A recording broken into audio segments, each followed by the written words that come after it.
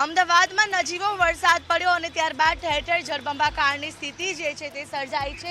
દ્રશ્યો જોઈ શકાય છે કે માત્ર એક જ વરસાદી ઝાપટામાં પાંજરાપોળથી આઈઆઈએમનો આ જે મુખ્ય માર્ગ છે ત્યાં તેની પાસે જે પાણી છે તે ભરાયેલા છે કે ઘૂંટણસમાં પાણીમાંથી લોકો હાલ પસાર થવા માટે મજબૂર બની રહ્યા છે અને કેટલાક વાહન ચાલકોના તો વાહનો પણ બંધ પડી જાય તે પ્રકારની સ્થિતિ જે છે તે અહીંયા જોવા મળી રહી છે। આખો રસ્તો જે છે દૂરથી એક નજરે જોતા કે કોઈ નદી નાળા જેવા દ્રશ્યો લાગે।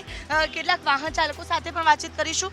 વરસાદી પાણીમાંથી આપ આવ્યા, નજીવો વરસાદ અને આટલી હાલાકી। બહુ પાણી ભરાઈ ગયા છે, જોરદાર બાઇકે બધું બંધ પડી ગયું છે। માંડ કલાકથી ટ્રાય કરીએ ચાલુ કરવાનો, હજી થયું નથી।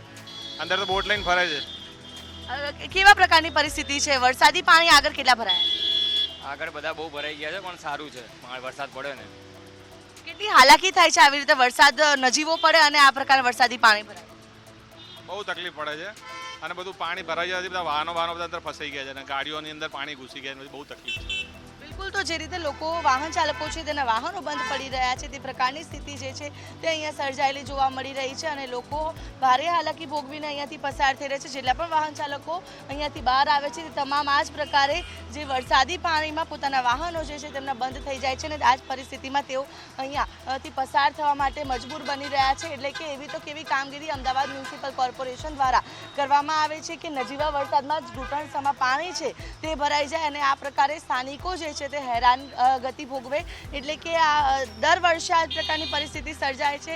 માત્ર નજીવો વરસાદ પડે અને આ પ્રકારે અહીંયા વરસાદી પાણી જે છે તે ભરાઈ જતા હોય છે। એટલે કે પ્રી મોન્સૂન કામગીરી દર વર્ષની જેમ આ વર્ષે પણ માત્ર કાગળ પર જ રહી છે।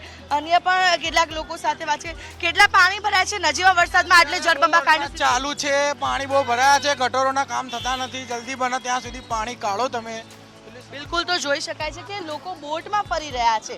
અમદાવાદમાં આટલી ખરાબ પરિસ્થિતિ કે નજીવા વરસાદમાં લોકોને બોટમાં બેસીને બહાર નીકળવું પડે તે પ્રકારની હાલ પરિસ્થિતિ જે છે તે સર્જાયેલી જોવા મળી રહી છે। આખી બોટમાં બેસીને લોકો અહીંયાથી પસાર થઈ રહ્યા છે।